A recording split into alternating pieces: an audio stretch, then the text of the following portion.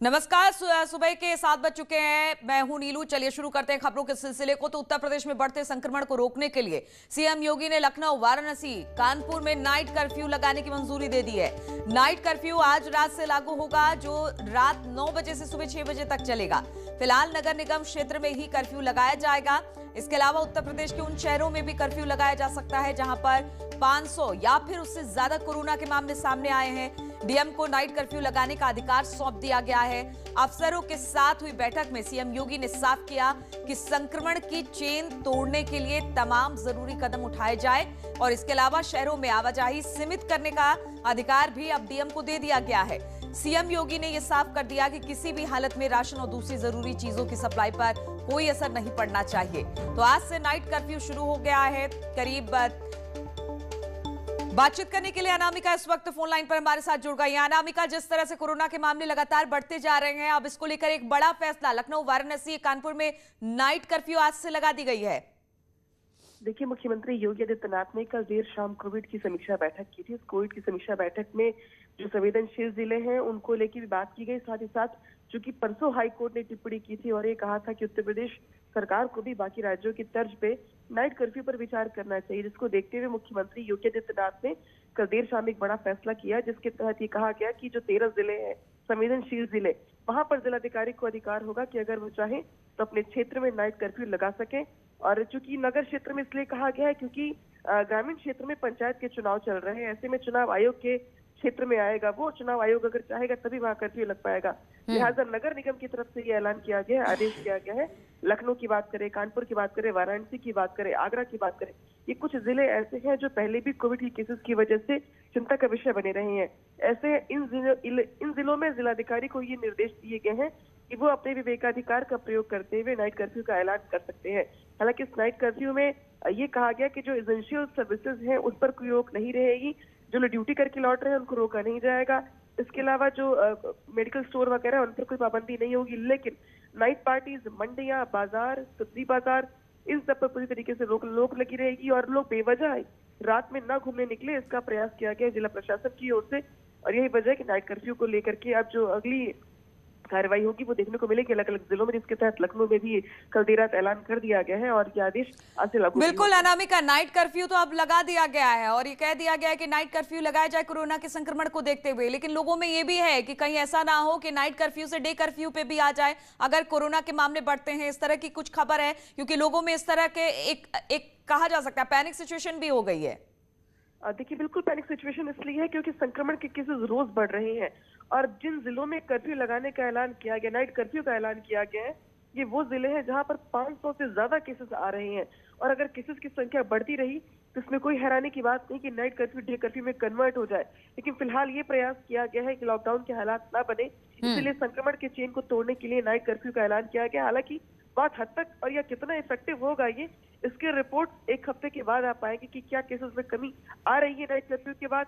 अगर केसेस में कमी नहीं आती है तो बेशक हालात ये बन रहे हैं कि डे कर्फ्यू पर भी विचार किया जाए। फिलहाल अब पैनिक सिचुएशन ना हो इसलिए शुरुआत नाइट कर्फ्यू से की गई। बिल्कुल, और ये बताने की भी कोशिश की गई है लोगों से कि अभी तो सिर्फ नाइट कर्फ्यू है, संक्रमण को रोकना है, इसमें जनता की भागीदारी भी बहुत ज्यादा जरूरी है। अगर पुरानी सिचुएशन में नहीं आना है तो फिर आपको डिस्टेंस और मास्क जरूर लगाना है। बहुत बहुत शुक्रिया आपका अनामिका हमारे साथ जुड़ने के लिए।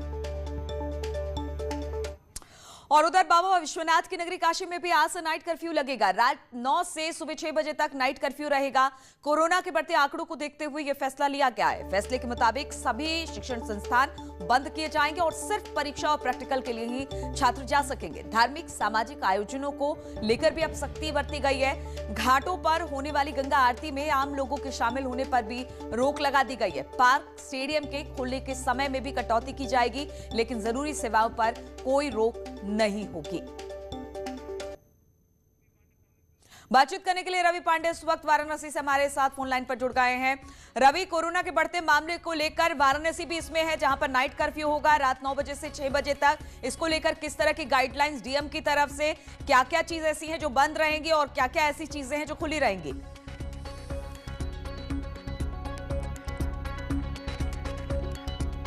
चलिए, रवि हमारे साथ इस वक्त नहीं जुड़ पाए हैं, लेकिन हम आपको बता दें कि वाराणसी में भी तमाम चीजों को लागू किया गया, नाइट कर्फ्यू लगाया गया है। रात 9 बजे से सुबह 6 बजे तक फल सब्जी और दूध की सप्लाई जारी रहेगी, यानी इसेंशियल सर्विसेज को जारी रखा गया है। लेकिन जो एक धार्मिक गैदरिंग होती है उस पर रोक लगा दी गई है, गंगा आरती पर भी रोक लगा दी गई है, स्टेडियम पार्क इसमें भी जो छूट मिली थी लोगों को आने जाने पर उस पर भी कटौती की गई है।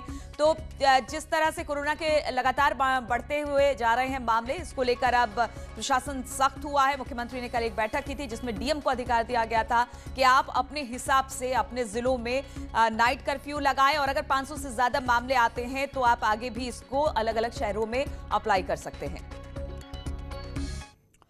और देश में कोरोना के बढ़ते संक्रमण पर प्रधानमंत्री मोदी आज मुख्यमंत्रियों से एक वर्चुअल संवाद भी करने वाले हैं। उत्तर प्रदेश में भी कोरोना की रफ्तार लगातार बढ़ रही है, जो कि चिंता का विषय है। पिछले 24 घंटे में 6023 लोग कोरोना पॉजिटिव मिले हैं और 40 लोगों की अब तक मौत हो गई है।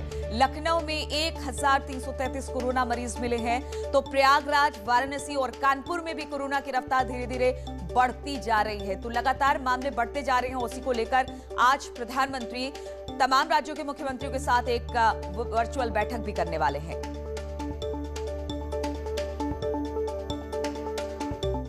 और अब खबर नोएडा से लेते हैं। नोएडा में कपड़ा कारोबारियों की फैक्ट्री में भी कोविड वैक्सीनेशन होगा।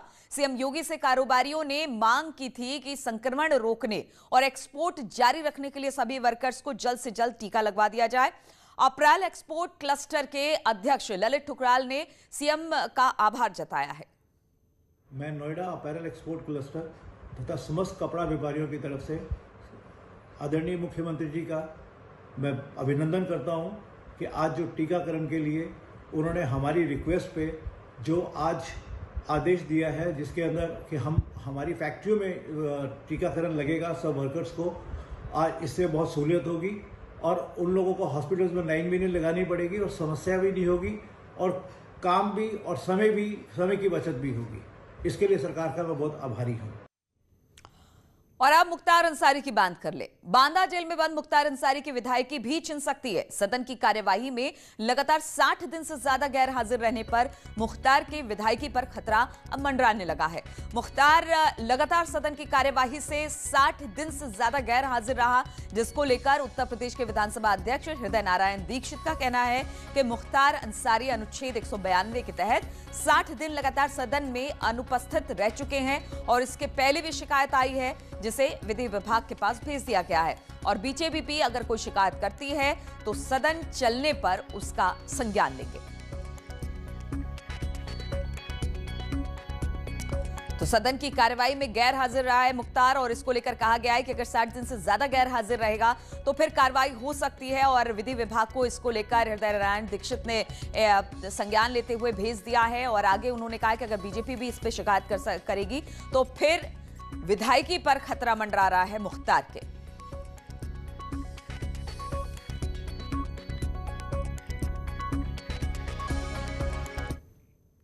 और मुख्तार पर बहुत बड़ा खुलासा हुआ है। मुख्तार के पैरों में कोई दर्द नहीं है, चलने फिरने में पूरी तरह से वो फिट है। मुख्तार पूरी तरह से स्वस्थ है। मुख्तार अंसारी, मुख्तार का मेडिकल चेकअप कराने वाले डॉक्टर का बयान है कि कल सुबह 4:31 पर बांदा जेल लाया गया है Mukhtar.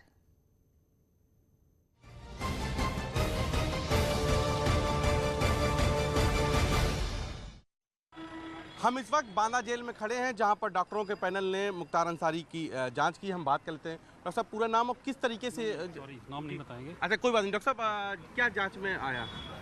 He is quite stable. अच्छा, वो पूरी तरीके से ठीक है। मतलब जो उनकी पैरों की दिक्कत बताई जा रही थी रोपड़ जेल में, वो कोई दिक्कत? ओके, उम्र के हिसाब से कुछ जो प्रॉब्लम होती है, बाकी ही इज़ क्वाइट स्टेबल। अच्छा, हार्ट और किडनी जो नेफ्रो पूरा वो दवाई ले रहे हैं। जी जी। हाँ, और हमने बोला कि वही दवाई खाते रहे, उनको कोई नई दिक्कत बिल्कुल नहीं है इस समय। जी जी। तो आप तो डॉक्टर साहब पैदल वो चल ले रहे हैं? कोई बिल्कुल चल रहे हैं, पैदल चल रहे हैं। हाँ जी। खाने में उनको क्या मतलब आपने सजेस्ट किया, क्या खाने के लिए? नहीं जी, नॉर्मल डाइट बोला है उसके लिए, ऐसा खास नहीं। उन्होंने हमसे ऐसे रिक्वायरमेंट बोले भी नहीं। He is fine. जी जी। उन्होंने कोई दिक्कत बताई इनके अपने शरीर में? नहीं, वही थोड़ी पैरों में झंझनाहट दर्द है, मगर उसकी दवाई चल रही है। अच्छा, उसकी दवाई चल रही है, उसी को आपने कंटिन्यू किया है? हाँ, उससे आराम पड़ जाएगा धीमे धीमे उनको। आराम पड़ जाएगा। तो आप फिलहाल पूरी कह सकते हैं स्वस्थ हैं? देखिए साहब, ये बात तो ऊपर वाले के हाथ में है। मगर अभी वैसे उनको उन्हें दिक्कत कुछ नहीं है इस समय। ही इज फाइन।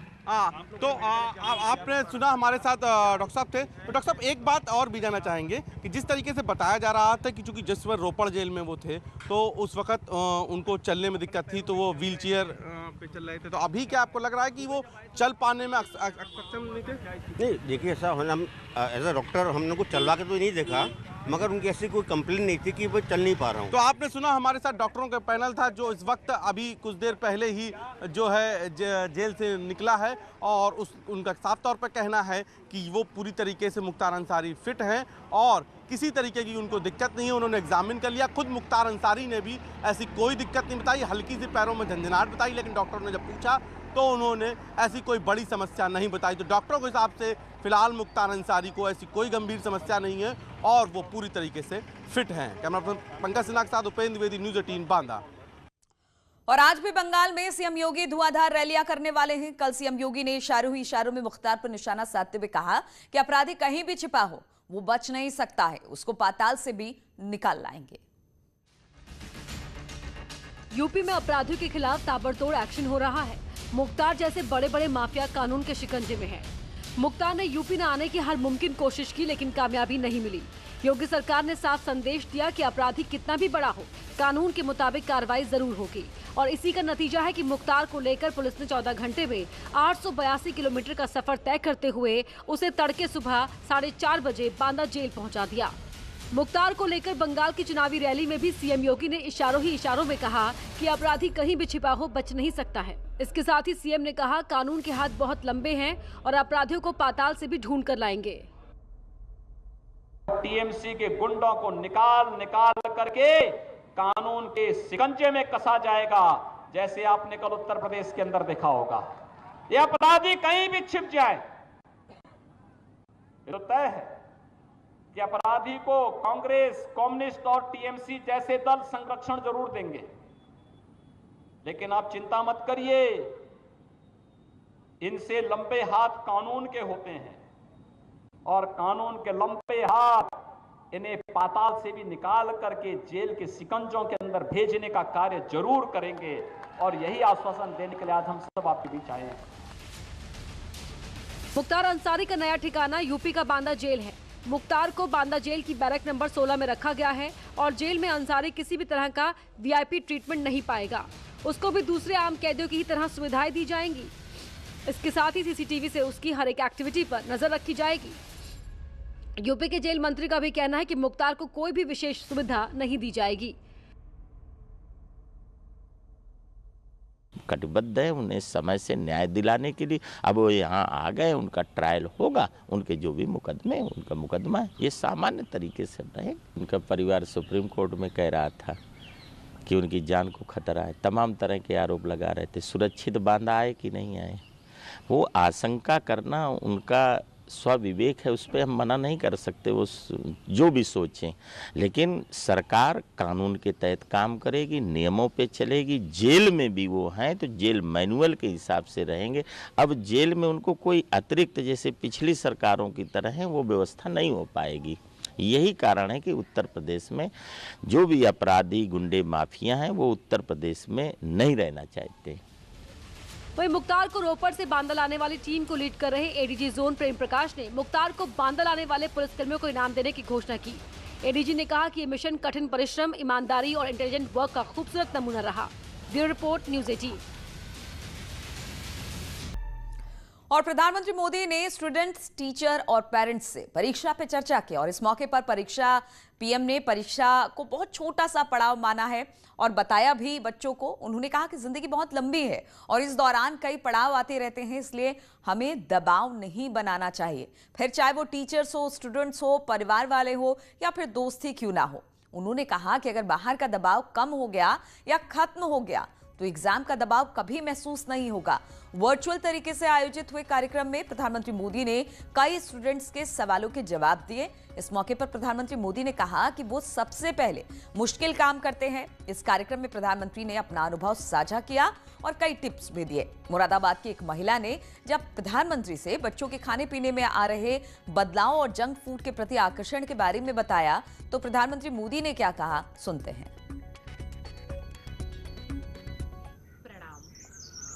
माफ करिएगा, मेरा सवाल परीक्षा पे आधारित नहीं है, पर कृपया करके आप इस पे हंसिएगा नहीं। आजकल के बच्चे प्रॉपर खाना नहीं खाना चाहते, सारा टाइम चिप्स, चॉकलेट और जंक पे उनका ध्यान रहता है। आप कृपया करके हमें ये बताइए कि हमें इसके बारे में क्या करना चाहिए। इसी प्रकार के कुछ और सवाल भी मेरे साथ हैं, और ये नरेंद्र मोदी ऐप पर छत्तीसगढ़ रायपुर से सुनीता पॉल जी ने लिखा है, सर हमारे बच्चों को हम जो टिफिन में देते हैं वे उस चीज को खाते नहीं और हमेशा फास्ट फूड खाने की जिद करते हैं। कृपया इस मुद्दे पर हमारा मार्गदर्शन करें। मैं समझ नहीं पा रहा हूं कि मैं ये सारे सवाल सुनकर के मुस्कुराऊं या जोरों से हंस पड़ूं।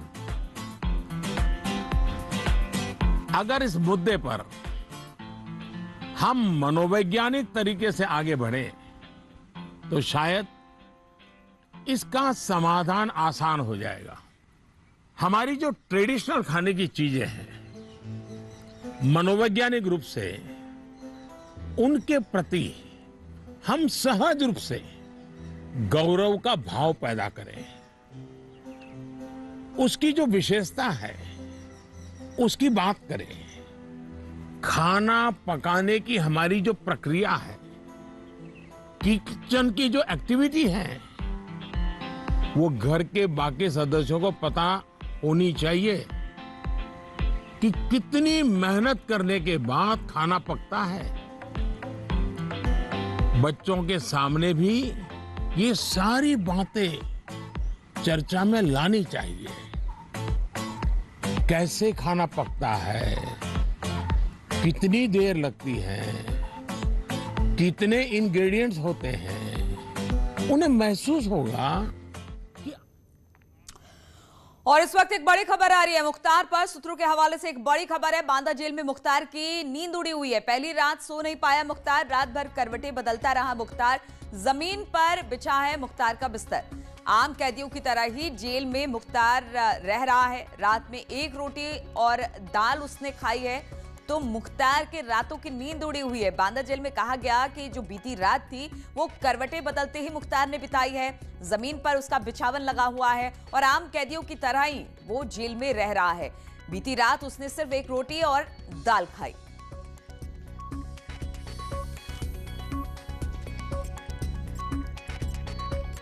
तो बांदा जेल में मुख्तार की नींद उड़ी हुई है। बताया ये जा रहा है कि करवटें बदलते ही बीती रात उसकी बीती है। बेचैनी भरी रात रही है और आम कैदियों की तरह ही उसका बिस्तर नीचे लगा है। और बताया जा रहा है कि बीती रात उसने एक रोटी और दाल खाई।